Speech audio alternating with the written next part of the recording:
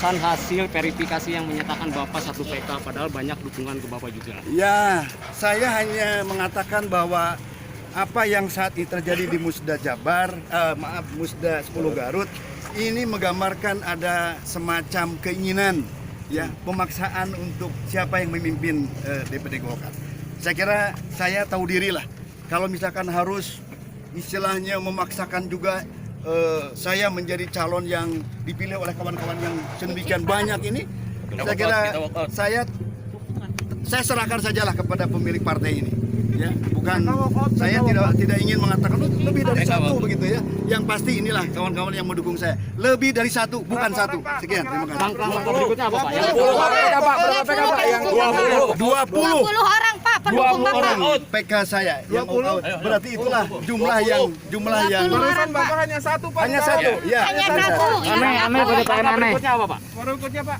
Ya, Upaya saya Bapak akan dalam ikuti artian- aja nanti mekanisme partai lah. Di situ kan ada istilah perselisihan, ada hal yang mungkin menyangkut keberatan, mungkin kawan-kawan saya nanti ada yang ingin menyampaikan keberatan itu ke lembaga yang Iya, ke mahkamah. yang berwenang. Saya kira kita lihat nanti. Ya, Merasa oke ya. dirugikan nggak Pak? Pak merasa dirugikan nggak dengan mekanisme ini Pak? Nggak Pak? Saya selalu katakan demokrasi itu bukan soal untung rugi. Demokrasi itulah kejujuran. Keadilannya Pak. Demokrasi itu keadilan, kepastian hukum. Saya kira hari ini kita bisa melihat apakah di sini betul ya ada kejujuran, betul ada istilahnya kepastian hukum, betul ada keadilan. Saya kira kita bisa membaca lah. Apa yang Bapak lihat Pak?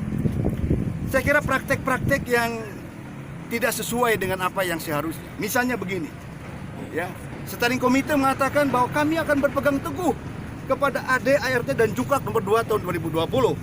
Padahal kita tahu dalam Juklak itu pasal 41. Selambat-lambatnya 1 bulan sebelum Musda itu harus sudah dibentuk panitia.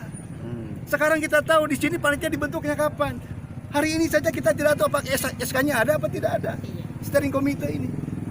Saya kira ini sudah clear lah. Ini sudah cenderung ini menjadi kepentingan siapa lah. Hanya saya ingatkan, Partai Golkar itu bukan perusahaan pribadi, bukan milik seseorang.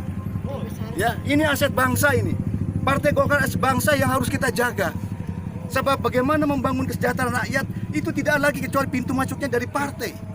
Apakah dia akan menjadi seorang legislator? Apakah dia akan menjadi seorang kepala daerah? Pintu masuknya adalah partai. Jadi oleh karena itu partai tidak bisa dikuasai sebagai sebuah bentuk kekuasaan untuk kepentingan pribadi dan kelompoknya.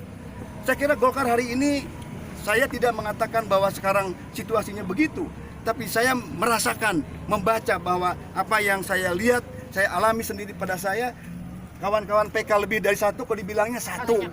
Ya, saya kira apalagi kita sebagai bakal calon yang tidak beri hak suara di mana di dalam forum ini. Buat apa kira-kira begitu? Saya hanya menunjukkan saya punya tanggung jawab kepada Partai Golkar.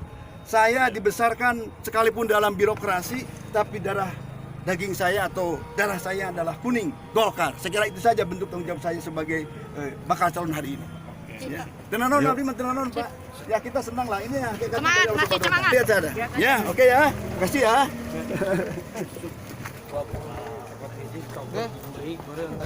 Nyaman aja sih. Bisa lagi ya. Udah usah. Bandung.